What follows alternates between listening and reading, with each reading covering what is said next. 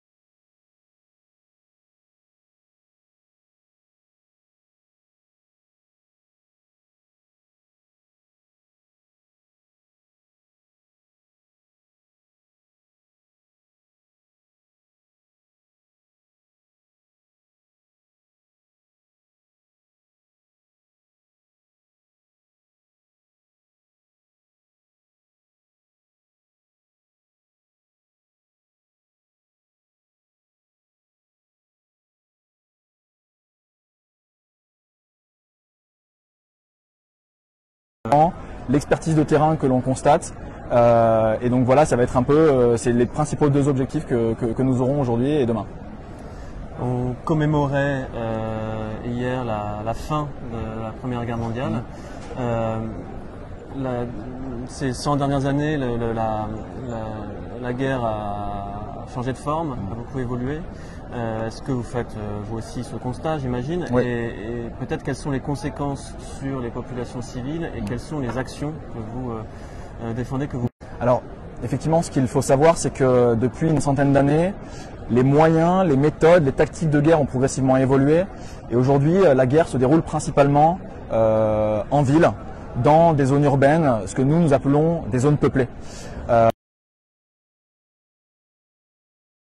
Progressive. Il faut savoir qu'il y a 100 ans, pendant la Première Guerre mondiale, selon les chiffres des historiens, qu'il faut prendre bien sûr avec beaucoup de parcimonie, à peu près 40% des victimes, que ce soit morts ou blessés de guerre, étaient des civils. Ce chiffre a progressivement évolué vers à peu près 70% pendant la Seconde Guerre mondiale, pour en arriver à 9 victimes sur 10. Aujourd'hui, les victimes des bombardements en zone peuplée. C'est colossal. C'est-à-dire qu'aujourd'hui, on ne peut plus parler de dommages collatéraux. Les civils sont devenus les premières victimes et de loin des conflits armés. Donc face à cela, nous on pose un constat qui est assez clair. Le droit international humanitaire, qui est l'architecture juridique sur laquelle nous nous reposons toutes et tous, qui garantit des lois et des moyens de guerre visant à protéger les civils, est quotidiennement, régulièrement bafoué, que cela soit en Syrie, au Yémen, en Irak, en Somalie, mais également aux portes de l'Europe, en Ukraine. Donc face à cela, Handicap International prend son bâton de pèlerin, comme d'autres ONG, et on repart de la base, c'est-à-dire de l'information de terrain. Comment on fait en sorte de pouvoir, d'une part, documenter les conséquences sur les civils, en termes de blessures, en termes de traumatisme, mais aussi sur les infrastructures. Il faut savoir que bombarder dans les zones peuplées, utiliser ces armes explosives dans les zones peuplées, c'est l'assurance de détruire des infrastructures en eau, en assainissement, des infrastructures de transport, qui fait qu'aujourd'hui, par exemple, si je prends le conflit syrien, la principale raison de l'exil forcé des réfugiés syriens, c'est de loin l'utilisation d'armes explosives dans les zones peuplées. Donc sans traiter ce problème à la racine et de façon structurelle, on s'expose à reproduire les mêmes erreurs et à faire en sorte que les civils deviennent de plus en plus des victimes. Et on ne peut pas arriver à un stade au-dessus de 9 victimes sur 10. C'est juste pas possible. Donc aujourd'hui, nous avec effectivement en termes de solutions, Voilà, quelle est peut-être l'action que vous menez particulièrement pendant ce Forum de la Paix, que vous portez depuis quelques mois et dont vous êtes en charge, vous, en tant que chargé de plaidoyer? Ouais. Ben, on a fait exactement la même chose, on est reparti à la base du problème. Une fois qu'on a documenté sur le terrain les différentes conséquences que ça pouvait avoir sur les civils, ce qu'on a fait, c'est on fait la même chose que ce qu'on a fait pour la campagne internationale contre les mines antipersonnelles ou les armes à sous-munitions, qui ont abouti, je le rappelle, à 2 traités d'interdiction. On y reviendra plus tard. Une fois qu'on a documenté, on a constitué un réseau, construit un réseau qui s'appelle INEW, le réseau international sur les armes explosives, qui comporte aujourd'hui entre 30 et 40 ONG internationales, dont l'expertise est à la fois différente et parfaitement complémentaire là-dessus. Et on a encouragé un groupe d'États, de 12 États menés par l'Autriche, visant à mettre fin à l'utilisation d'armes explosives en zone peuplée. Ça fait à peu près 3 ans que le processus diplomatique est en cours. Aujourd'hui, on est un peu dans le dur des négociations. Et notre rôle ici au Forum de la Paix, c'est de dire aux États, rejoignez ce processus-là, travailler à la racine du problème actuel, au final de dire qu'il faut réaffirmer les grands principes du droit international humanitaire. On le voit aujourd'hui, ce n'est plus suffisant. Il faut changer les politiques et les pratiques militaires.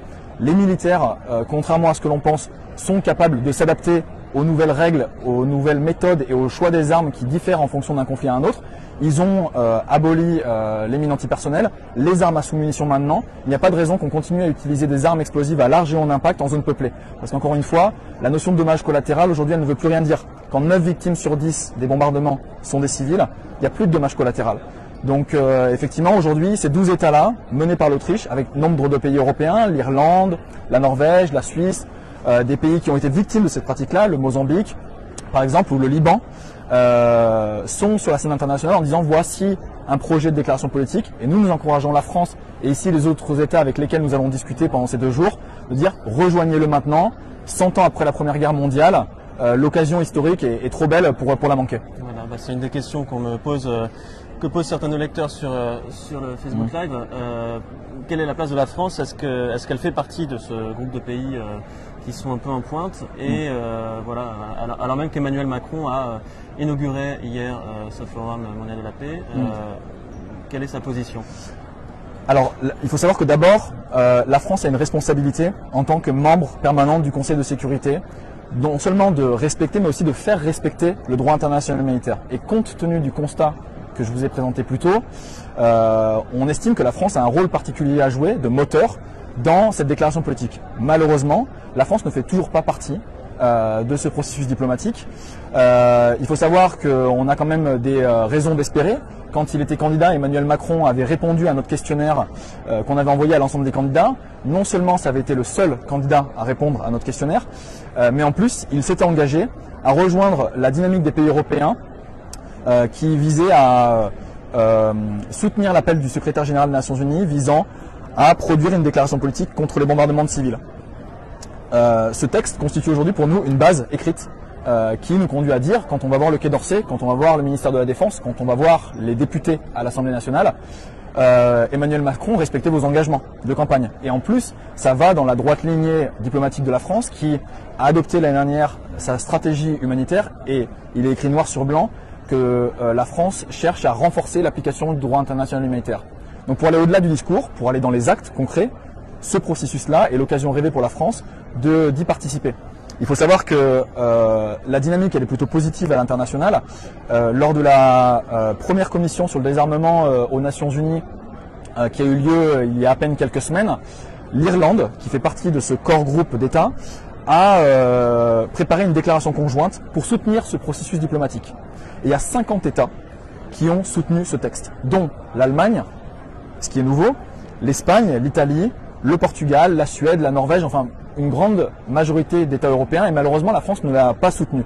Donc là, on est là pour dire aujourd'hui, non seulement à Emmanuel Macron que cette initiative est louable, elle est excellente, discuter entre ONG, société civile et État, c'est exactement ce qu'il nous faut aujourd'hui, aller au-delà du cadre des Nations Unies, mais pour cela il faut des actes, et on espère sortir de ce Forum de la paix en clin d'œil aux leçons tirées par la Première Guerre mondiale en disant si on veut vraiment protéger les civils des méthodes et des moyens de guerre qui aujourd'hui sont, j'ai pas d'autre mot que barbares, eh ben saisissons la balle au bon,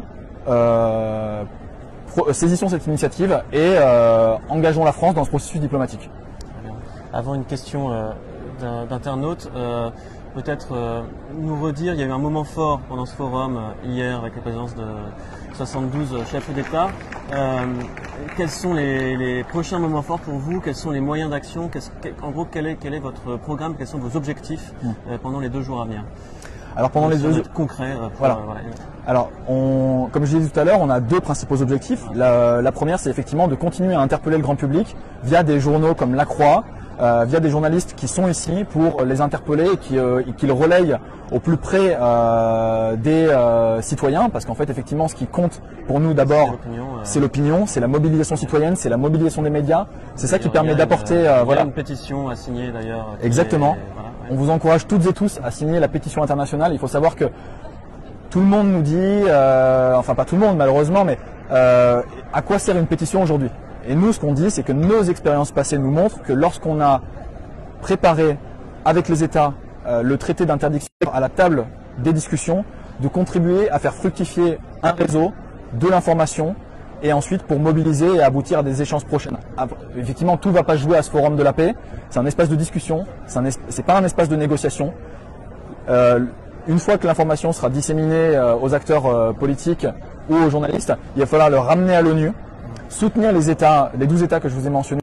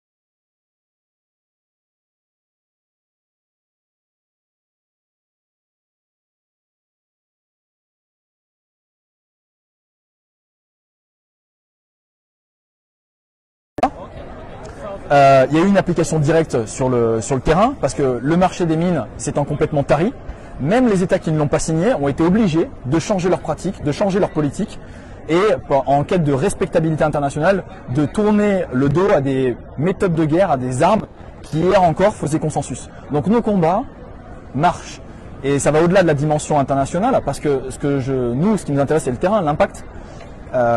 Ce processus-là, 20 ans après la signature, il y a 20 fois moins de victimes de mines antipersonnelles dans le monde. Et ça, pour nous, ça vaut tous les efforts, ça vaut tous les sacrifices. Ça vaut de parler à l'ensemble des États, des groupes armés non étatiques.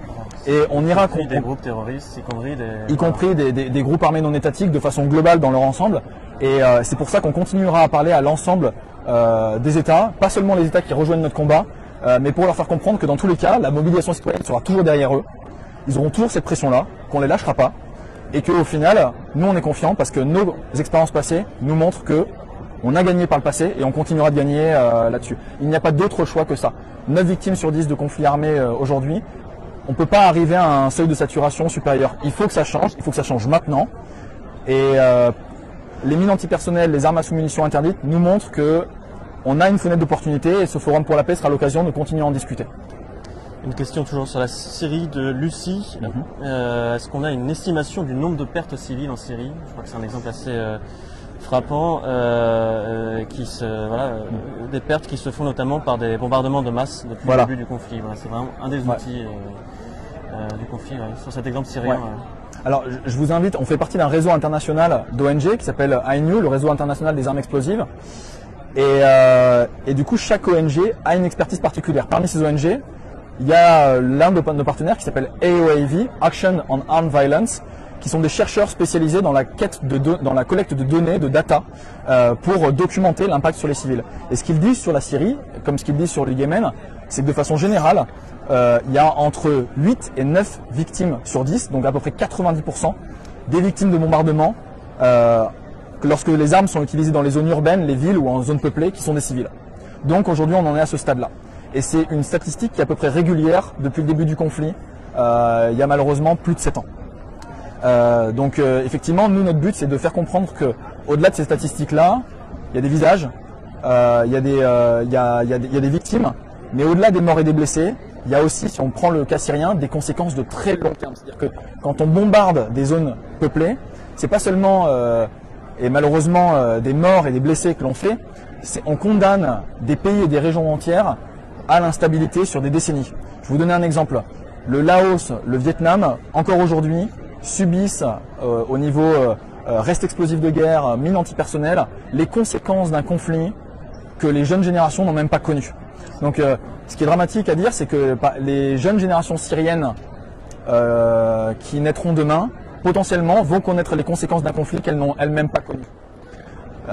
Donc pour lutter face à ça, on appelle à l'arrêt immédiat des bombardements, la cessation immédiate des hostilités, l'accès inconditionnel à l'aide humanitaire. C'est comme ça déjà qu'on arrivera à avoir accès aux zones, à pouvoir faire du déminage, ce qu'Handicap International fait dans de nombreuses zones de conflits armés.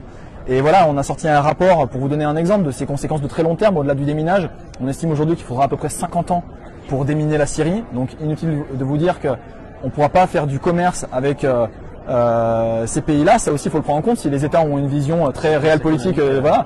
Même là-dessus, hein, l'Irak, la Syrie, le Yémen demain, on condamne des régions entières à l'instabilité.